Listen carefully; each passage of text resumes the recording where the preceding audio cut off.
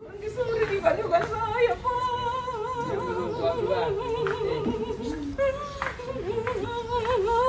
Orang disuruh juga saya, Pak.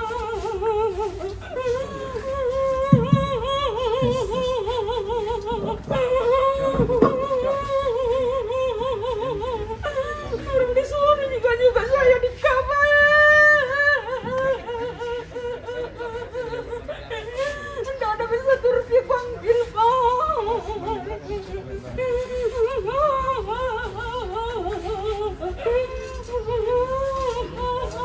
Yes. Baik, teman-teman, kita saya hormati seluruh rekan-rekan media. Pada kesempatan Satreskrim Polres Luwu hendak melaksanakan dugaan tindak pidana penipuan kaitannya dalam penerimaan anggota Polri. Hal ini penting untuk kami sampaikan pada saat ini, sebagaimana kita ketahui bahwa juga sedang berlangsung seleksi penerimaan anggota Polri. Oleh karena itu, kasus ini kami anggap penting untuk dilakukan konferensi pers agar tidak ada korban-korban lainnya penerimaan atau seleksi penerimaan anggota Polri. Dan sekalian, untuk pengungkapan ini, laporan polisinya sebanyak 4 laporan polisi, yang berarti ada sekitar 4 orang korban dari tindak pidana penipuan ini. Dimungkinkan ada korban lain, oleh karenanya jika masih ada yang merasa menjadi korban dari dugaan tindak pidana penipuan ini, dipersilahkan untuk bisa melaporkan ke pihak kepolisian. Yang pertama, berdasarkan nomor laporan polisi LPB 05/1 Romawi 2025 Polsek Lamasi, Polres Luwu pada tanggal 16 Januari 2025. Kemudian yang kedua, berdasarkan laporan polisi LPB 20/3 Romawi 2025 Polsek Lamasi, Polres Luwu tanggal 2 Maret 2025. Yang ketiga, berdasarkan laporan polisi LPB 79/3 Romawi 2025 tanggal 16 Maret 2025 dan laporan polisi nomor LPB 86/3 Romawi 2025 tanggal 22 Maret 2025. Korban para orang tua Casis berinisial saudara SC, saudara EP, saudara AD, dan saudari ZM. Tersangka berinisial saudari HA, umur 52 tahun, pekerjaan wira swasta,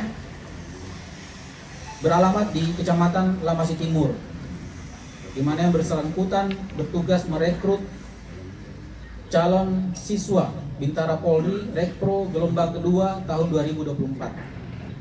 Kemudian perannya dibantu oleh saudara MR 52 tahun, beralamat di Kota Palopo, yang mengaku sebagai seorang inspektur jenderal dari kepolisian. Modus operandi: tersangka berinisial saudari HA bertugas merekrut anak korban yang akan mengikuti seleksi Bintara Polri dengan mengiming-imingi korban untuk membantu meluluskan anaknya yang mengikuti seleksi rekrutmen Polri tahun 2024 dengan meminta sejumlah uang sebagai mahar untuk pengurusan Casis. Adapun besaran uang mahar tersebut jumlahnya bervariasi di kisaran 300 juta hingga 400 juta rupiah untuk setiap Casis, dan atas adanya iming-iming tersebut, tersangka telah mengambil uang korban sebagai DP antara kisaran 25 juta hingga 300 juta rupiah.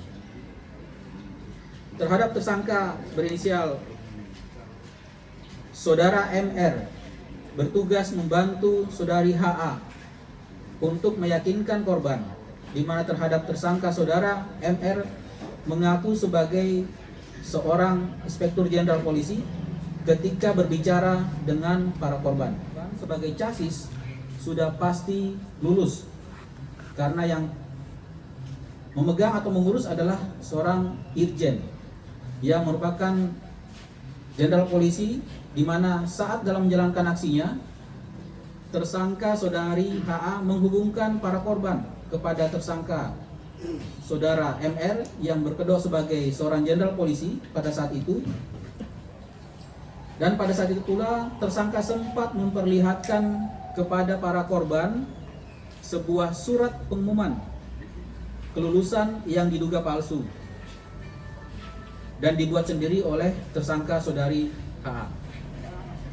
Selain itu, tersangka inisial saudari HA juga meyakinkan beberapa orang chassis yang telah direkrut dengan cara seringkali mengajak chassis tersebut ke Polda Sulawesi Selatan saat proses rekrutmen berjalan.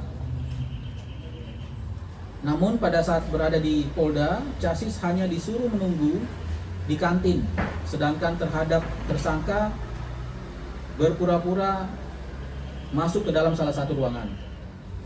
Dan oleh tersangka juga sempat mengajak dari salah satu chassis ke SPN Polda Sulsel di Batua saat akan dimulai pembukaan pendidikan, di mana terhadap chassis tersebut sempat disuruh oleh tersangka saudari HA untuk masuk bergabung ke dalam barisan chassis yang telah dinyatakan lulus. Namun saat dilakukan pembacaan pembagian barak maupun pembagian perlengkapan pendidikan, terhadap nama chassis tersebut tidak ditemukan.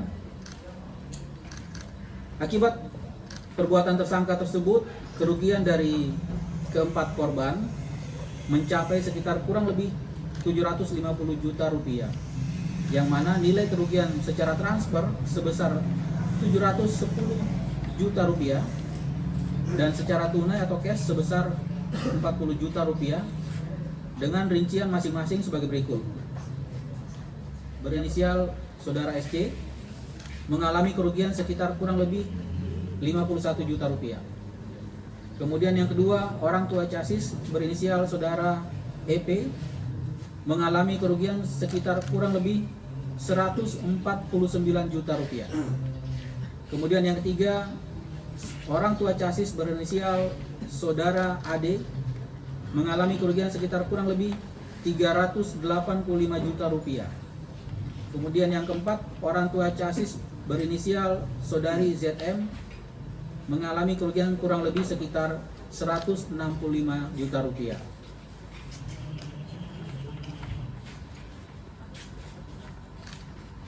Adapun pasal yang diterapkan atau dipersangkakan kepada para tersangka, yaitu saudari HA dan saudara MR dalam perkara ini, yaitu pasal 378 atau 378 KUHP, junto pasal 55 dan 56 KUHP, yang berbunyi, barang siapa dengan maksud hendak menguntungkan diri sendiri atau orang lain dengan melawan hak, baik dengan memakai nama palsu atau keadaan palsu, baik dengan akal dan tipu muslihat maupun dengan karangan perkataan-perkataan bohong, membujuk orang supaya memberikan sesuatu barang, membuat utang atau menghapuskan piutang, dihukum karena penipuan. Dengan terdapat 5 unit handphone beserta SIM card yang digunakan oleh tersangka. Kemudian juga terdapat resi atau slip transaksi pengiriman uang dari masing-masing korban. Juga ada surat tugas kewenangan pengawasan Bintara Rekrutmen Polri Proaktif atau Rekpro gelombang 2 tahun 2024 yang diduga dibuat atau dipalsukan oleh tersangka. Kemudian pengumuman hasil sidang akhir Bintara Polri Rekpro gelombang 2 tahun anggaran 2024 yang tertera nama-nama chassis yang dinyatakan lulus. Kemudian 5 buah SIM card yang digunakan oleh tersangka, 1 buah pembungkus SIM card tanpa kartu yang diduga nomornya telah digunakan oleh tersangka dalam melakukan komunikasi. Kemudian ada foto chassis yang memegang kertas yang bertuliskan Alhamdulillah jadi polisi. Kemudian 1 lembar foto sertifikat program jasmani. Itu rekan-rekan sekilas yang dapat. Cek. Baik, terima kasih Ibu Eca. Ibu Eca pertanyaannya. Jadi dalam circle yang ada, maksudnya dalam satu sindikat, nah itu mungkin akan ada keterlibatan orang lain lagi dan dalam circle yang lain, di dalam lingkaran yang lain. Namun dalam 4 LP yang kami tangani hanya berdua ini saja yang berperan, begitu. Siapa tahu mungkin di Polres lain ada LP lain yang serupa dengan pelaku yang sama, Ibu HA ini, nah, berarti ada lagi keterkaitan dengan orang lain, begitu. Sementara baru 4 LP yang ada di Polres. Yang mengaku jenderal ini salah satunya di depan kita ini. Jadi sudah bisa dipastikan bahwasanya yang mengaku jenderal adalah bukan jenderal. Polisi saja bukan, apalagi jenderal. Kira swasta. Ya. Untuk chassis ini chassis 2025 atau 2024 limaan di PNS atau di tempat lain yang kita juga ada kemungkinan juga bisa jadi. Ada dugaan keterlibatan oknum kepolisian tidak, Pak? Sejauh ini tidak ada. Dari Polsek? Sejauh ini belum ada. Jadi kalaupun ada pasti sudah terbuka di dalam proses penyelidikan kita. Ya, hasil penyelidikan yang kami lakukan bahwasanya aktor intelektual dari 4 kejadian yang ada di Kabupaten Luwu adalah ibu ini. Jadi ibu ini memang memiliki hak untuk menjawab, maksudnya dia punya hak untuk memberikan klarifikasi. Cuman dari beberapa keterangan saksi yang kita kumpulkan, bahwasanya memang merujuk pada ibu ini. Gitu. Uangnya lari kemana, Bang? Uangnya lari ke orang di Makassar katanya, begitu. Nah, sementara masih kami lakukan pengembangan DPO. Oh, berarti ada DPO 1 ya? Masih ada beberapa yang dicari juga. Untuk mencegah timbulnya korban-korban yang lain dalam rekrutmen anggota Polri yang sedang berlangsung saat ini, kepada tersangka tentunya juga memiliki hak, silahkan menyampaikan apabila masih ada keterlibatan pihak-pihak yang lain untuk kami kembangkan penyidikannya. Kemudian juga termasuk kepada para korban yang mungkin juga masih ada yang belum membuat laporan, kami juga persilahkan agar membuat laporan sehingga perkara ini bisa menjadi terang, terungkap tuntas dalam proses penyidikan. Terima kasih rekan-rekan atas kehadiran. Ibu,